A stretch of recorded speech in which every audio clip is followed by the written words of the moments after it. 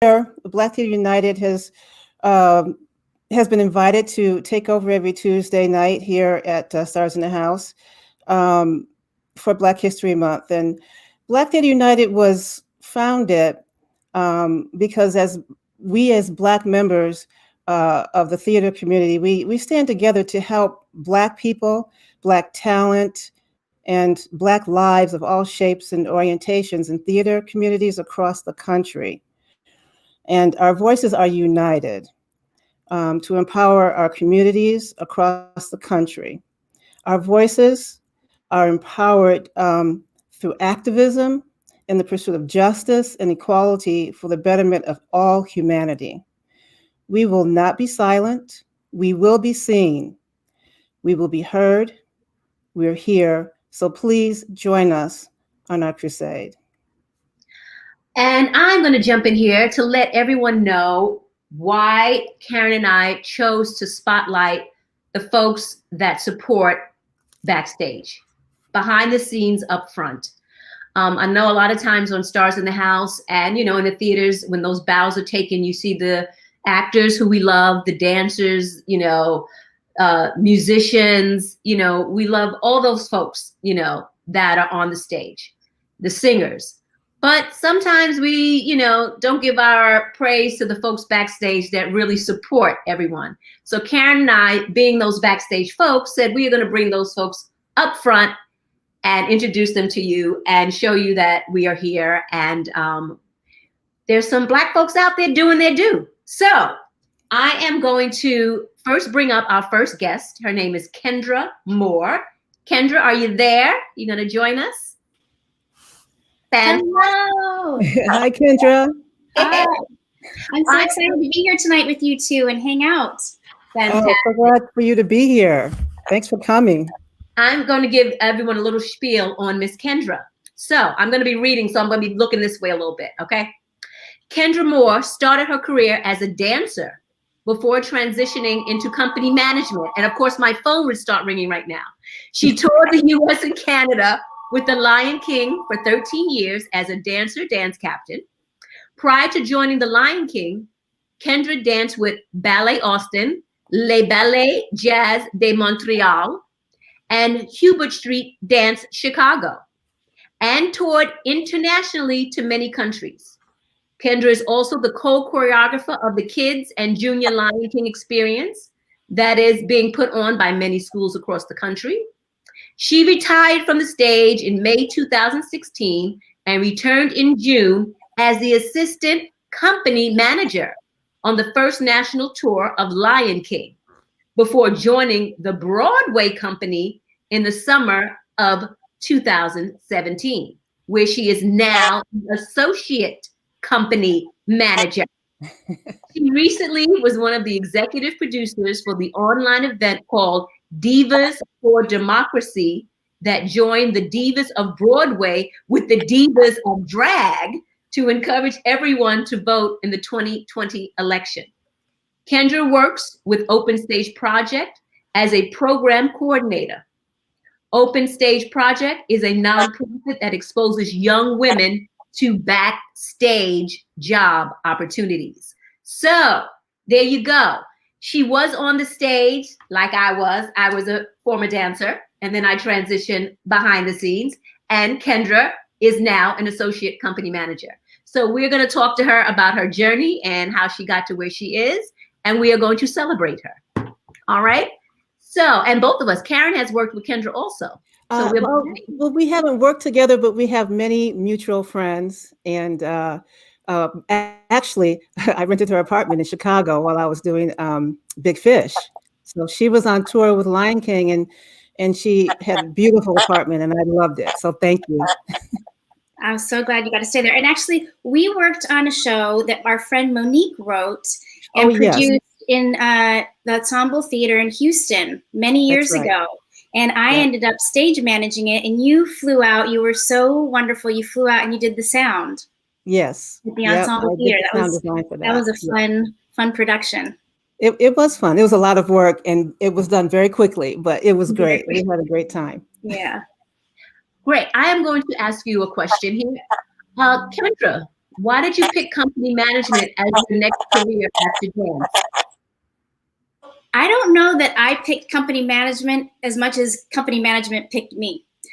I was in the right place at the right time with the right people, and I was ready as well. I was actually more interested in stage management at the time, but the opportunity presented itself, and I could not say no to this incredible experience of becoming the associate company manager on the tour. Did you have like someone who trained you, or did you just have the natural skills from being on stage as a dancer to switch over to company management? So when I first was presented with the opportunity, I reached out to my friends who were company managers for advice, to learn about their journey, of course, and also for advice. And many of them had been performers, just like, you know, we want to continue in the theater, I think, as performers, many of us. And I had two incredible mentors with The Lion King, Michael Haidt and Margaret Skoglund, who were both company managers on the Lion King tour, and were incredibly patient with me and taught me so much about the business. I think one of the hardest things is starting from the bottom and learning something new, especially when you're so confident. Having been a dancer all my life, I was so confident. I was a dance captain. I was teaching people. And then to be on the other side of something and to have to learn from the beginning is very humbling. And, you know, you make a lot of mistakes and you learn from those mistakes. And in making those mistakes is how you grow. And I'm so grateful to both of them for really seeing something in me and seeing, you know, that I was able to do this job. But as you asked me, what skills did I have? You know, I love to organize. I love to organize people. As I look back when I was a dancer in dance companies, I used to be the one that would organize the excursions. You know, we'd be wherever we were in the world. I would, you know, let's go to Stonehenge. I would have the bus schedules. I would have the times. I would organize people. Okay, let's do this. And then I would write out currency conversion charts. I'm dating myself. This is before cell phones, right? As you guys know.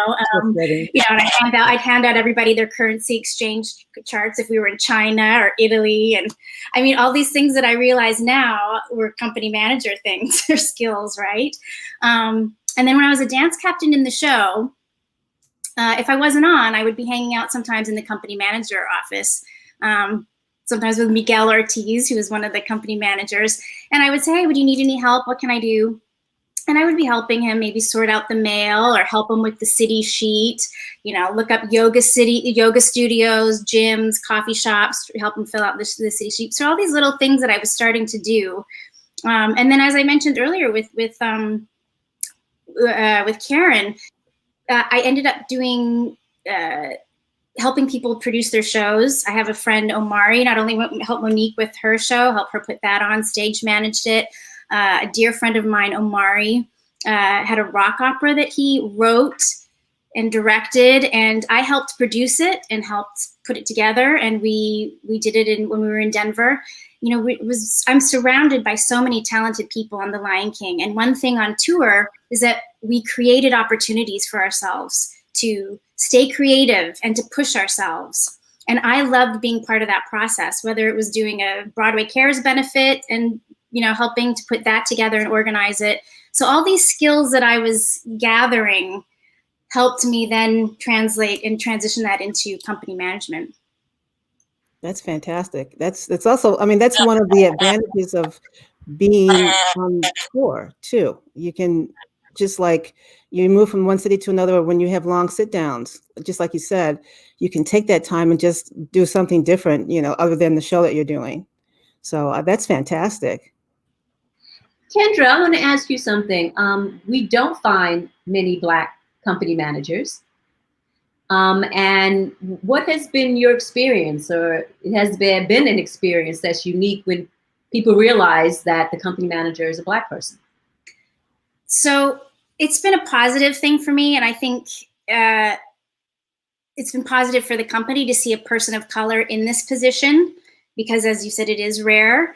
And also to see my growth coming from a dancer, dance captain, and then into this position. I think it's inspired a lot of people in the company. And also being with The Lion King for as many years as I have, I bring an institutional knowledge of the show. I know the culture of the show. I know the history of the show. I know the people that have been in the show. So, you know, knowing that and having that understanding, the performers and the company members are comfortable to come to me because they know I have a certain understanding that someone who's just walking into this show with none of that background knowledge is going to have. So that's something that I bring of value, having been with the show for so long. And I also think, I think you bring two values, you know, being that performer, you know what it is to be on the stage, how much work it is, what they might be going through if they have a bad day, right? If somebody gets injured, you know what that's about. And you have the history of the show. So you have two, you know, big advantages that you can bring with you when you are talking, you know, and corresponding with the actual cast members, right? Exactly. So I just think it's fantastic. And I'm so happy that, you know, we can look at you and say, you know, just because you have one career that might be on the stage, you might want to make a transition into something else, right? And we want to show that there are a lot of opportunities behind the scenes. You know, you may not physically see us on the stage, but we are there, right? Carin, sound engineer, she's on that stage, right? Stage manager, we're supporting, we're on that stage. The company manager is also supporting those actors and dancers and singers and musicians and taking care of them off stage. So we are on that stage. So physically we might not be, but we actually there. So I just want to make sure that people remember that, you know. And it's fine that we're behind the scenes, and I'm okay with it. I am okay with it, you know, because I know that the show really wouldn't happen without all of us together, right? So. And I'm happy to be behind the scenes as well now. I think for me, what I enjoy, I'm a people person. I love connecting with people. I love helping people. And at the end of the day, I want people to be able to bring their best selves to the stage and support them in whatever way I need to as a company manager. Fantastic. Carin, do you have anything else for our Kendra? Or Kendra, is there anything else you want to tell us about yourself? I'm just glad you're in New York now. Me too. I have to say one thing. I'm so glad I learned company management on the road. It is so much more involved, as you guys know. Yep. Being in different cities, dealing with different people, different box office, the payroll's different, the settlements, all those things that you have to deal with. And as you mentioned, the injuries, finding a doctor in different cities. I've been to emergency rooms with people, the rental cars, the flights, all those things, you know, inevitably there's always an issue.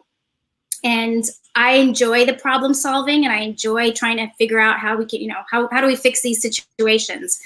But I am grateful to be in New York, and I'm happy. I'm just happy that that's where I learned it, because it's so much more. Because coming to New York, you know, it's a completely different thing. You're in the office, whereas on tour, you're in the theater and you're backstage with everyone. And here, I'm at the theater at half hour, sign the box, check in with the company, sign the box office statement, and I get to go home. So it was a little bit of a transition for me, which I'm grateful for, because, you know, there's so many opportunities in New York, and it's been wonderful to have all these incredible experiences and to be able to connect with people. Yeah, that's the best part. You know what? I just thought about something that you said, Kendra, which I also think is a huge advantage that you had for the company when you were on the road. A lot of us, I remember when I was a dancer on the road, right? And I know this comes up a lot, you know, with a lot of the performers traveling around the country. People think it's really not that important or it's simple, but just trying to find out where to get your hair done sometimes is huge.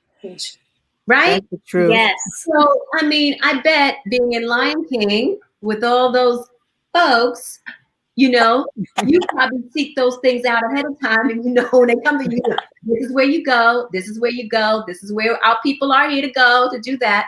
And you know what? It is important. It really is, because we have to feel welcomed, and we want to feel welcomed, and we should be welcomed everywhere we go. So I bet having you there with them actually was huge. Was huge. You know, thank you so much. Yes, thank you, Kendra.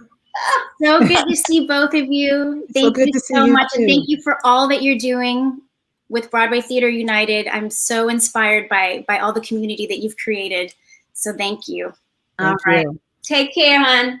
See you later. Good night. Bye-bye. All righty. Carin, I think you are going to bring our next folk on. I'm just going to let you introduce him. Yes. So our next guest is Anthony Jones. And I'm going to, there you are. How you doing, Anthony? Hey, Carin, how are you? Good. So I'm going to read his bio. So Anthony Jones began his professional career in 1996 as the head sound engineer for the Puerto Rican Traveling Theater. Shortly after, he went on tour with Dance Theater of Harlem for 8 years. He eventually connected with one of Broadway's top designers, Kai Harada, which led to his hiring to do the Chicago company of Wicked, and then the second national tour of Wicked 4 years later. Since then, he's worked on several other tours, including Porgy and Bess, How the Grinch Stole Christmas, $1 Million Quartet, and the 50th anniversary of The Sound of Music. He is currently the head sound engineer, for the first national tour of the hit musical Hamilton. So thanks, Anthony, for coming. Thanks for having me. It's an honor and pleasure to be here and to also meet Lisa Dawn Cave. I've heard your name around the biz for a long time, just haven't had the pleasure to work with you yet. Well, we're going to change that. We're going to work on trying to get you back to New York. Exactly. There you go. And it was lovely to meet you, Anthony. You too. So, Anthony, tell us a little bit of what made you want to become an engineer. And I know you said you started when you were in high school. Yeah, I started in high school, and my story, it's probably a little different from most, but I started in church, the church, my home church, Concord Baptist Church of Christ in Brooklyn, and we used to.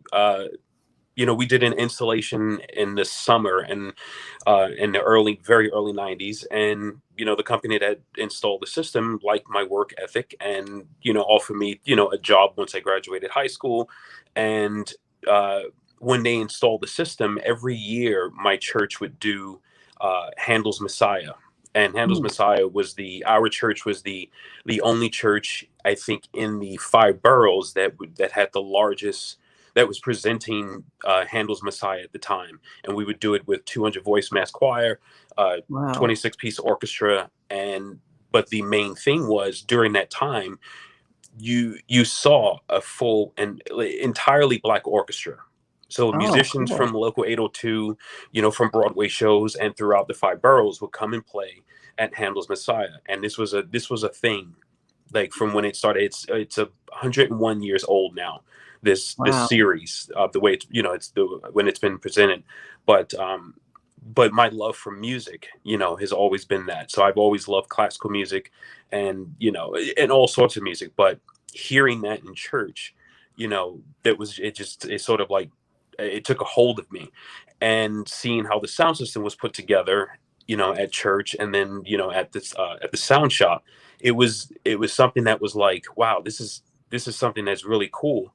And seeing how, sound systems were put together, and, just sort of like learning everything. And, as I got into the business and was learning more, I saw a picture of you in Mix magazine in 1998 for Ragtime. Right. And, so for the longest, all I saw was, white guys or women, mixing Broadway shows.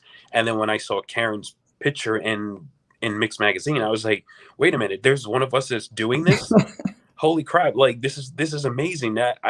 This is what I really want to do this, and I want to be like her. And like, who is she? And I met you on Susical in 2000. Yep. And I think you used to invite me out to Sound Night on Thursdays, and I used to hang out with you and the other sound mixers on Broadway. But even during that, you were the only person of color amongst this male-dominated industry. Yep, that's for sure. And you're still holding it down from when from Lily Tomlin till now. You're the only one that's doing this on Broadway, and so you've been a mentor, to me. And, it's, I look up to you like all the time. Well, thank you. Every show that you have done, it has not always been a color purple or or a black show.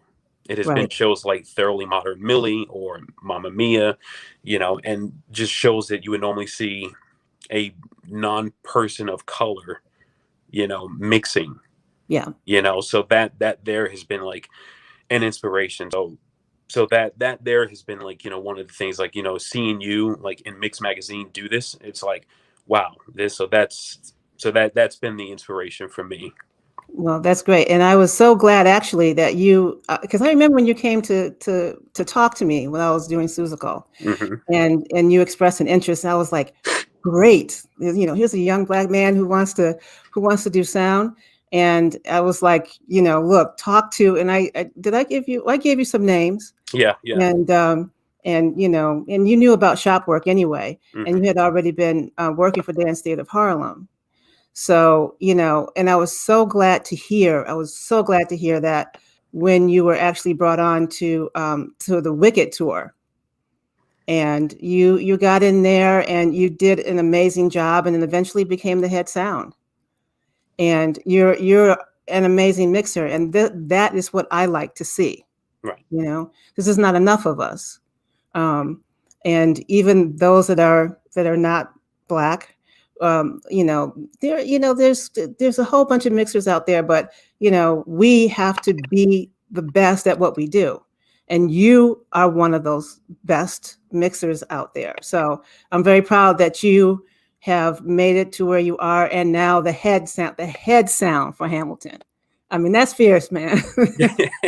Well, I'm just trying to be like, I tell you a lot, but I'm trying to be like you when I grow up. You're funny. So now, did you have any other mentors? I mean, people that guided you to like shop work, that kind of showed you what the steps were? Yeah, another mentor, Jordan Pankin, who's been a mentor. You and Jordan have been like very big mentors to me in the business, throughout the years. Jordan's great. Yeah. And he's been, one of those like, work on this, work on that. And, you've got to do this, and don't be afraid to ask questions. And the same thing, these are things that you've told me as well. Mm-hmm. And, so like Jordan Pankin and watching people like Patrick Pummel, who's Mm-hmm. another, really good mixer, and John Cobble, who's another really good mixer. But just watching, also like Kai Harada and Tony Neola and Douglas Graves, these guys, like once I was in that circle with those people, I learned like a ton of things. Those are sound designers, by the way. And sound designers and mixers, and so those people are like people who like taught me, like, be aware of this, think of this, just showing me the ropes. And believe it or not, to date myself, I used to buy tickets at TKTS back in the 90s when they were still, I guess, $47.50 for half off. Right. And I would go and I would just buy tickets to different shows just to see, to see the show, but also to see and hear how it's being done. Yeah. How people are mixing, and just talk to the mixer. And, I would always see, I think the first time I saw you mixing a show was Suzical. Yeah. But before that, it's always been, white guys mixing the show, or, I think the first mixer that I really met was Valerie Spaulding. Okay. Valerie. Back when she was mixing, I forget the name of the show now. It's escaping, but this was like 95 or 96. Okay. And I saw her mix that, and she gave me a contact at Sound Associates, and I reached out. I think it was Dominic Sack. And but it was like, oh, okay, there's a woman that was mixing, and then I met eventually, Carin Zabinski, and Cindy Hawkins, and so, but then when I saw you in Mix Magazine, I was like, oh my God, wow, like, those are, those names that I mentioned are those people were like big mentors to me, like you and Jordan, John Cobble, Douglas Graves, Tony Neola, Kai Harada, Patrick Pummel. Right. Like, just watching, you guys move, and watching what you guys did, and especially Jordan. I would watch Jordan. I would always buy a ticket to a show that Jordan was mixing, because Jordan, at that time had really helped, like, mentored me and showed me a lot and helped me a lot. But he was just a very personable person. Yeah. Where you could just go up to him, ask him a question. Yes. And he wasn't afraid, and he was always willing to teach. Yes. Jordan is good like that. Yeah. So, can I ask a question? Sure. Just explain. Some people don't really know what a sound mixer. I mean, I know all of us are in the theater, but some people might think it's as simple as mic up, mic down. That's it. Mic up, mic down. And it is not that simple, because we're using that word mixer and engineer. So can you give us a little bit of, like, what actually do you do when you're mixing? What does that mean? When we're mixing, we're basically blending the, we're controlling the volume, but we're blending, making sure it's a good mix of balance of vocals and music.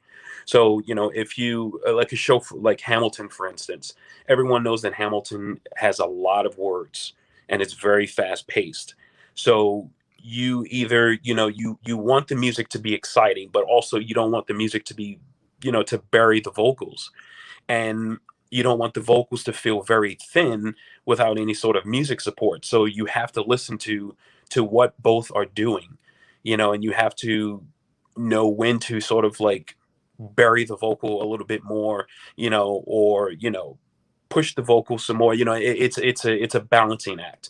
So, you have to make sure that you have to listen, really, really listen.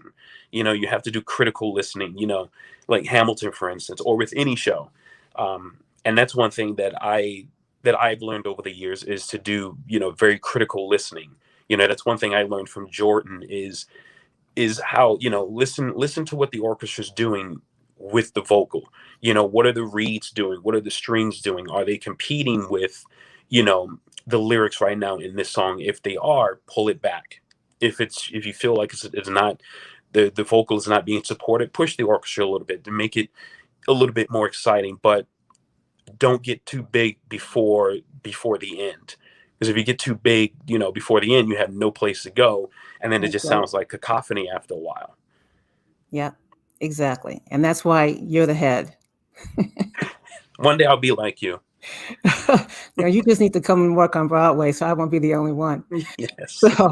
So another question for you, as a Black man, being at the front of house position, you're seen by the audience, and touring, you're dealing with a lot of local stagehands. What has been your experience with the local stagehands as you go from city to city? It's been, depending on the region that you're in, but I think just across the board, it's sort of like what you would expect when they see a person of color, giving them directions or asking them to do something. I've had that resistance, over the years. It doesn't matter, where I was. I think I've mainly experienced it a lot in the South.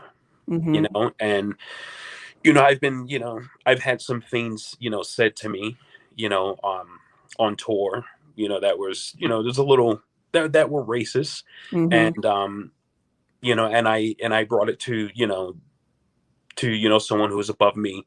I brought it to their attention, and, and it was handled. So it's been a tough thing, but also when me being, as far as I know, the only Black, touring sound engineer for a Broadway show, when you walk in the door and, they automatically, assume that you're the assistant. Yeah, exactly. You know what I mean? Yep. So, when I've walked into cities, when they say, oh yeah, this is Anthony Jones, he's the head. And it's like that look on the face of like, oh, okay. Hey, how you doing? Nice to meet you. And it's just like, but they're still trying to process, like, but wait a minute, this can't be right. He doesn't know anything about this. This is not, a rap show. You know what I mean? That's the automatic, Exactly. they don't have to say it, but it's the facial expression, which Hmm. it shows it like, this is what they're assuming, Yeah. so throughout the South, and, probably the Midwest, I've experienced it. But, Hmm. once you go in there and, you walk the walk and you talk the talk, then they realize like, oh, wow, this guy knows what he's doing. And he knows his, he knows his business, Yeah. and then they sort of, it's toned down, a little bit. It doesn't Yeah. go away, but, they tone it down while you're in town. So, Sure. Exactly. Eventually I get over it. yeah, exactly. Yeah. Well, it looks like we're at that time, but I just want to thank you for coming. I really appreciate you taking the time. Yeah, thank you for having me. This was fun. I would love to do something like this in the future, and maybe like be like Carin one day, and so that we're both on Broadway. Be careful what you ask for. I know. There you go. Thank you, Anthony. All right. Thank you, Anthony. Bye. Bye. Bye. So we have another guest. Mia Neal is our next guest. And I will read her bio. Where is she? There she is. Hey, Mia. How you doing?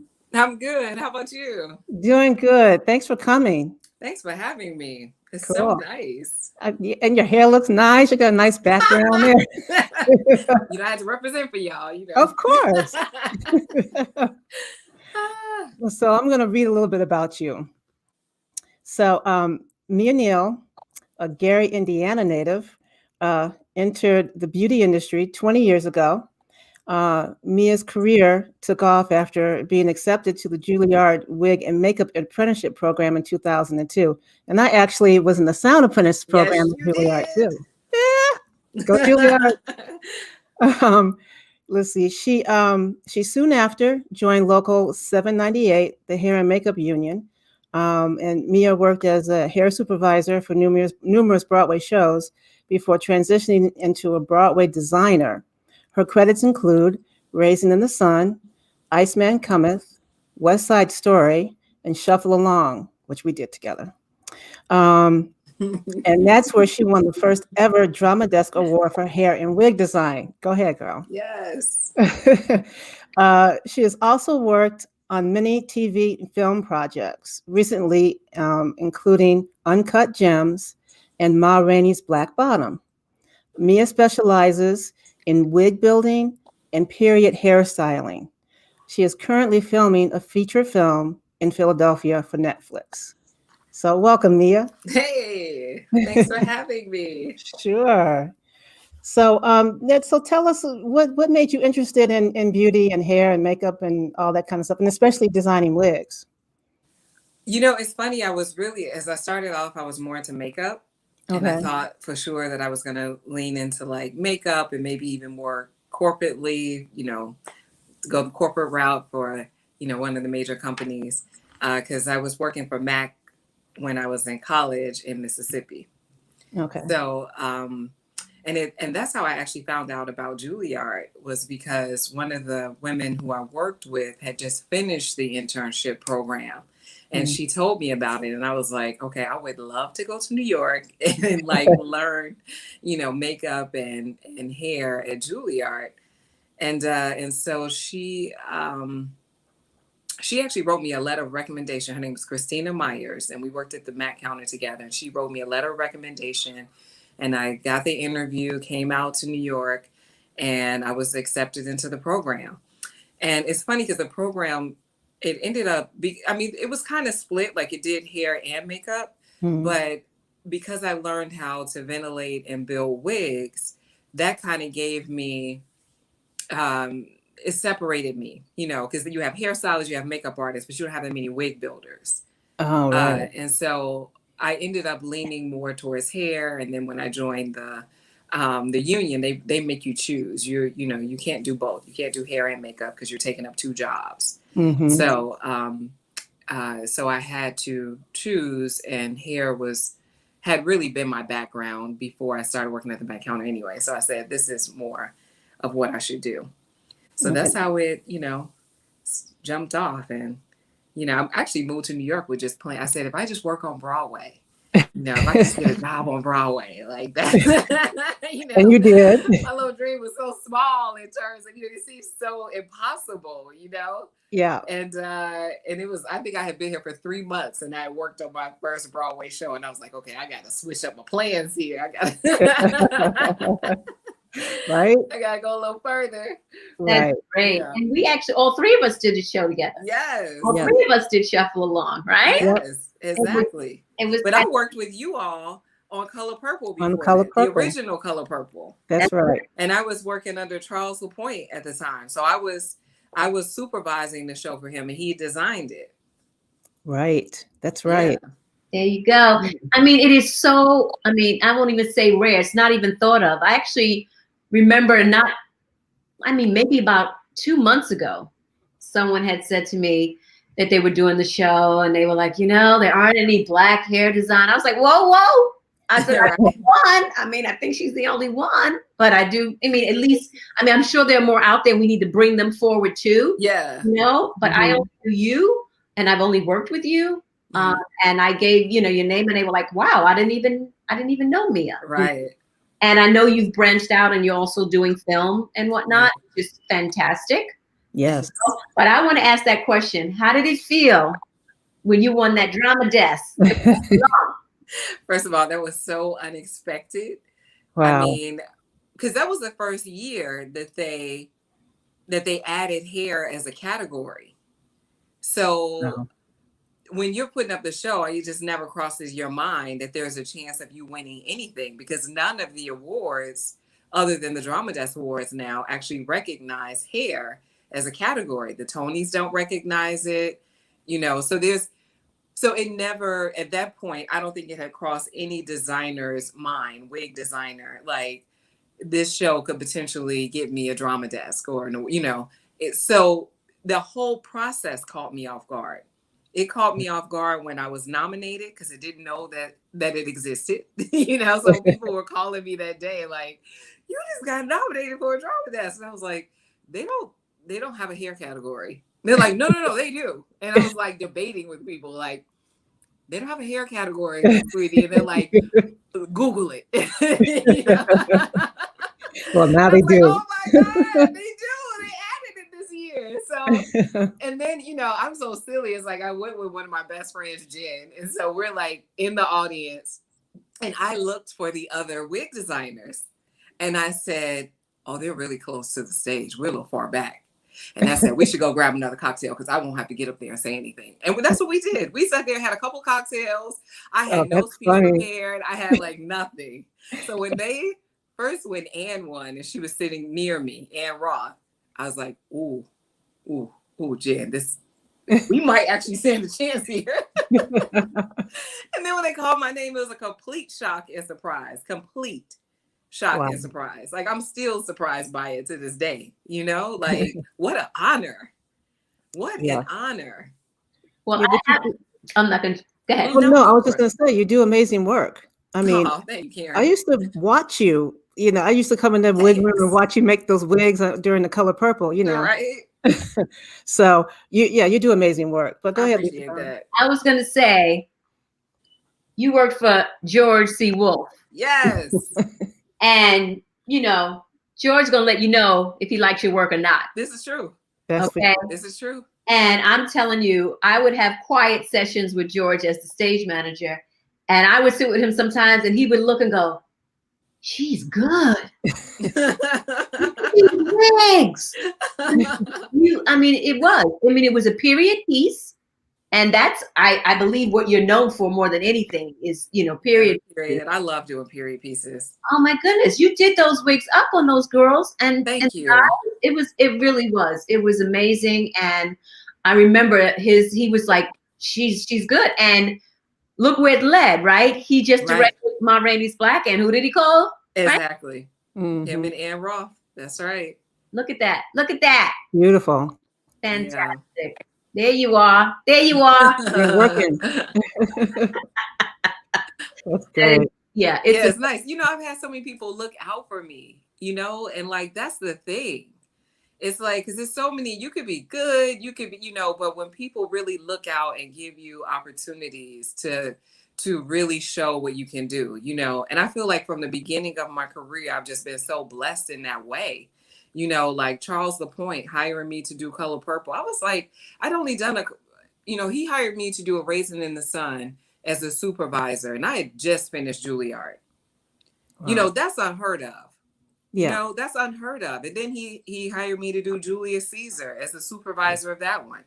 And then from there, it was Color Purple. And Color Purple was huge. It was over 100 wigs. Sure, you know, and so people were looking at me like, what are you doing? What? You know, you have people in the business seasoned that I was bringing in to day play and to do things. And so they were looking at me like, who is this kid? I was in my 20s. Yeah. You know, and so, and I think I did a good job on it, but it's like, you know, the fact that he gave me the opportunity, you know, that show ran for 3 years. And it was like, you know, here I was the supervisor on a Broadway show in my 20s. And that was my third show that I supervised. That's something to be said for him, you know, for him. It is, and I believe that, but you held your ground. You know, exactly. You were ready. Because if you hadn't, you wouldn't have got the next gig. Well, that's true. That's true. Or the next gig. That's true. But I appreciate him. You know, I appreciate him seeing me in that way. You know, and saying, this is who I want. And I'm sure he was met with a little resistance when he said, this is who I want. You know, this 20-something-year-old person with 3 things on her resume. That's who I want to run this big show for me. Yeah. You know, and so I appreciate him for that. And I appreciate that he showed me all of what he did as well, because when I met Ann Roth, I met her working on a film. I was doing Top 5. Her niece had hired me to run the hair department on that film. And I met Ann through Amy Roth. And Ann said, come do this Broadway show with me. And I wasn't even thinking about design. I was like, you know, I don't really do that anymore. I was trying to do this film thing. And she's like, what do you mean? You just got to come in and design it and you walk away, you know? And I was like, design? You know? But I would not have been able to accept that position had I not known the ins and out of what it really means to be a designer. And I picked that up through Chuck, through Charles LaPointe, you know? And so it's funny how everything just kind of, the way that my career kind of rolled out, it was like all the things I had done in the beginning prepared me all along the way for everything, you know, working on all the period pieces, learning that stuff at Juilliard, the wig making, that, you know, it just, I'm grateful. Yeah, I'm grateful. but you had the talent, and you know, there's something about the Juilliard program too, because it really the same thing. I was there a little bit before you, but just a couple years. Just a couple years. 2 or 3 years. You're funny, but yeah, the same thing happened with me. I was in my 20s when I got my first job right out of Juilliard. Was Lily Tomlin's show. The Search for Signs of Intelligent Life and Universe. And to this day, that's the hardest show I've ever done, even though it's a woman show, you know? So there's something about that Juilliard program, I think. It really is. It really is. I feel like it prepared me. I feel like I met designers there. And I also feel like when I entered a room and I said that I completed that program, the reputation of it was so well that I was well received. That it gave me, you know, it gave me an up. You know, everybody's like, oh, okay, you did that program. Okay, we've only had good experiences with people who've gone through that program. Exactly. Yeah. Exactly. So, did you have any other questions, Lisa Dawn, for Mia? No, but I could talk to her forever because we haven't seen each other in a long time. I know. You know, and then when Carin and I wanted to do this, we both said, Mia. Yep. Without question. Nice. So thank you so much for joining us. Yes, thank you. This was fun. We appreciate it. You. All right. Take care. Okay. When COVID over, we got to all get together for a coffee or something. Oh, no question. Yes, definitely. All right, lady. Okay, right, see you later. See you later. That was great. She's always great. Totally. Always great. Yeah. Before we bring on our final guest, I know you've been seeing a little scroll at the bottom of our screen here, and I just want to say that as you all may know, BTU is a not-for-profit 501c3. And if you find that you have the means to donate to our cause of equity for all in the American theater and across the country, please do. All righty? All right, I'm going to bring in our final guest, and this one is very dear to me. He's a young, budding stage manager coming up. Tehran Alexander, are you out there? Come and join us. Hi. Hello. Hey, how are you? I'm doing well. How are you? Fantastic. Fantastic. Good. Thank you guys for having me. I'm so excited to be here. I'm so glad for you to be here. Thanks for coming. All right, let me give a little background of Tehran's career. You're going to see he's already done a lot, and he's a youngster. Okay, so Tehran Alexander is currently the assistant stage manager on the national tour of Frozen. All righty, there he is. He has toured with A Bronx Tale and worked on the Broadway production of Donna Summer with Ariana DeBose and LaChanze. And we all know LaChanze is also a founding member of BTU. He has also worked with Savion Glover and Vangela Crowe on A Coltrane Story. So he's done a lot in his first couple of years, which is fantastic. I know him personally because I brought him on board for Frozen the Tour. So you're my boss. You know. So I'm so happy you joined us, and I want to say, first off, this is your second tour, right? It is, yes. Bronx Tale. First tour was A Bronx Tale, right? And do you plan on continuing touring a lot, or do you want to sit down at some point? If you'd asked me that a couple years ago, I probably would have said one and done. This is just to see if I love it. But I've ran into a lot of stage managers since doing this tour, and they all say, do it now, do it while you're young. New York will always be there, even though it's not there right now, but it will be back again. So yeah, I can tour for, if it keeps coming, I'll keep doing it. If Broadway does come a knocking, I will also do that. You know, it's not the end all be all, but touring is not, this isn't the final tour for me. Gotcha. And can you tell me, there's a difference, there are different skills, right? From the Broadway stage manager and the tour stage manager, right? Yeah, it's exactly like what Kendra was saying with the fast pace of everything is changing every couple of weeks, basically. On a Broadway show, you walk in, this is the space that you're presented, and you basically fit the show to that space. Whereas on tour, I have to figure out where something goes in a different city every few weeks. Everything is different. People's dressing rooms are different. The entire layout of the building is different. How you get from one side to the other side of the stage is different. Is something cut from the show this week or not? It's all fast paced. So whereas on Broadway, it is what it is. Once the show freezes, you would do it every day, you know?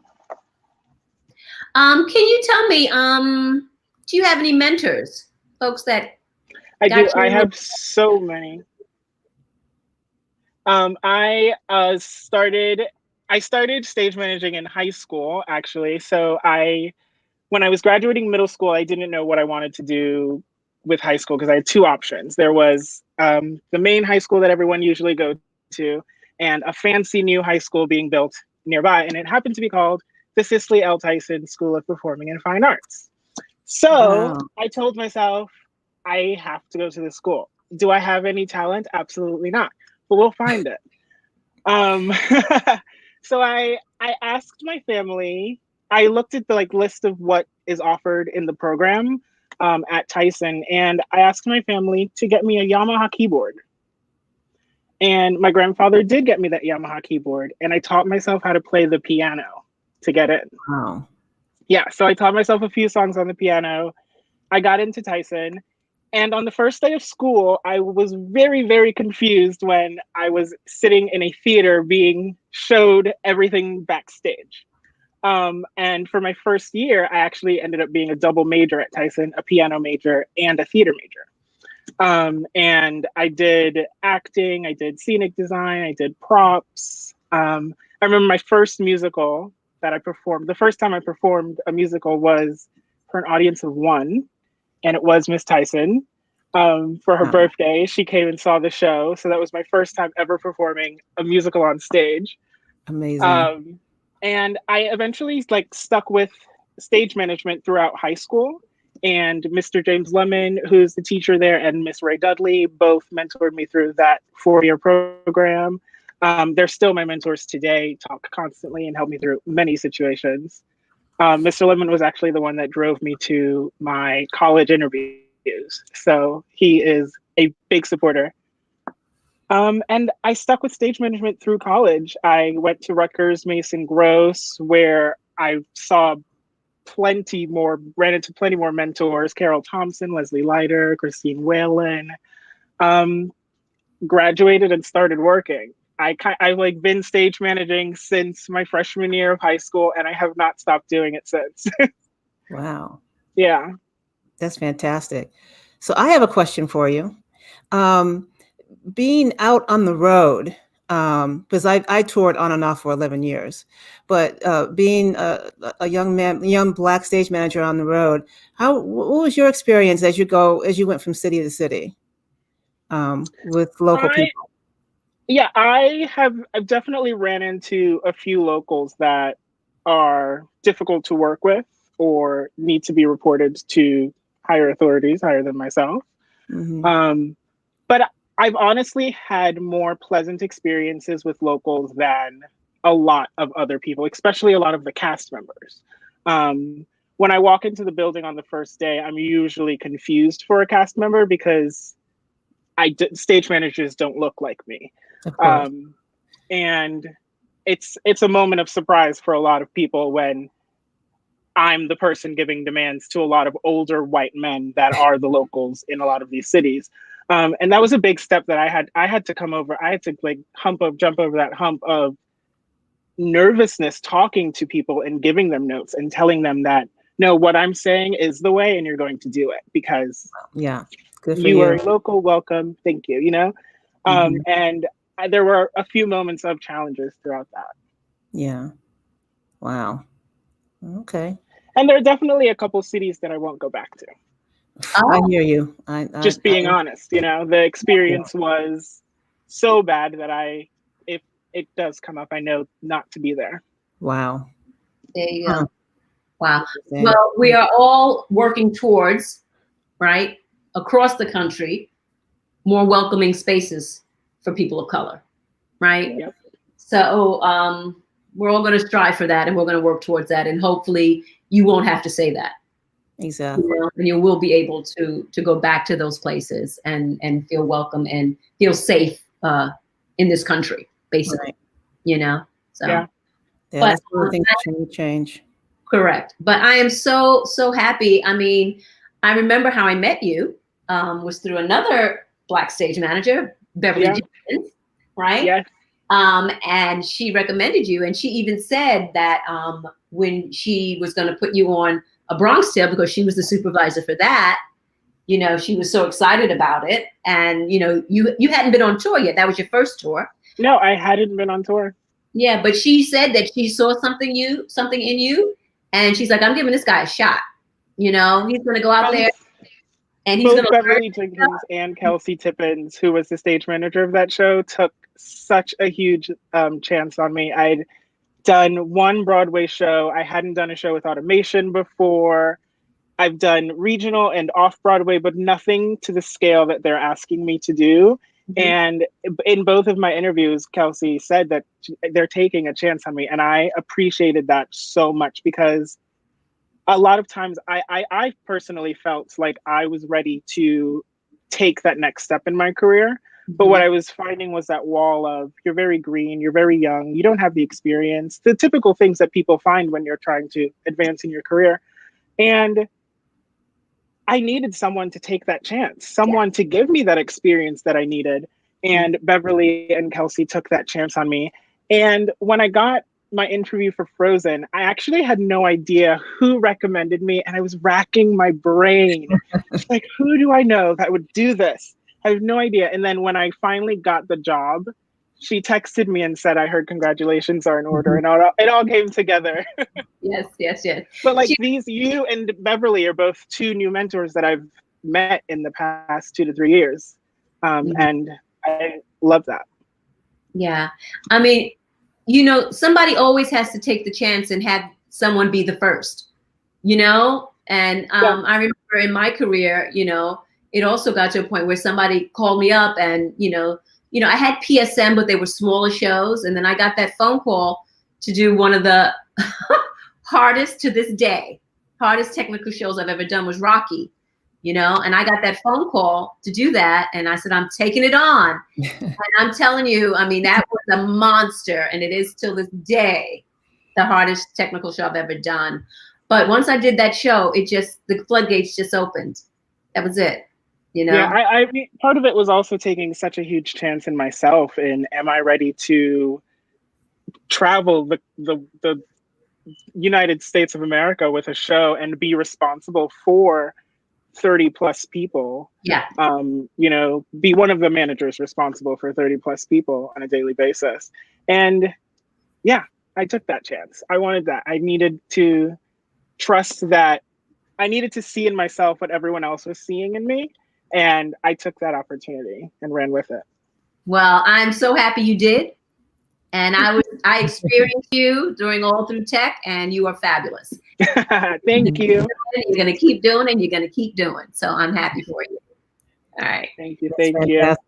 Well, thank you so much for joining us, and showing everyone the behind the scenes folks that are very important. And we are there for everyone, and we are just as special as the folks that are out front. So there you go. That's right. Thank you so much, Tehran. Thank you, guys. Have a good night. All right. Good night. Woo! All right. Well, that was a fantastic show, right? Yeah, that was fun. I think so. So we're going to give a little more information about Black Theater United. Carin. Yes. One of the programs that Black Theater United is actually partnering with is Williamstown Theater Festival for the BIPOC Early Career Theater Program. And so that's our next big thing, and we're looking forward to jumping off on that. And then next week starts. The deadline for applications is February 19th. February 19th, that's right. So everybody out there, please check it out. Go to the Williamstown Theater Festival's website, and you'll see it up there, and go for it. Yeah, and it's on our website too, right? Is it on BTU's website? I believe so. Yes, yeah. And then for next week's Stars in the House, that will be hosted by another BTU founding member, Darius DeHaas, and his guests will be Leroy McLean, Jarrett Grimes, and Blair Underwood. So we're looking forward to that. Yes. And we're going to close with everyone, please go to BTU's website and sign up to become a member. Follow us on Instagram and Facebook. Thank you all for joining us. We appreciate you, and we appreciate our allies, and we are going to make this world a better place for everybody. Absolutely. And thank you, Seth Radesky and James Wesley for inviting us, inviting BTU to take over your show for every Tuesday for Black History Month. And also thank you, Erin.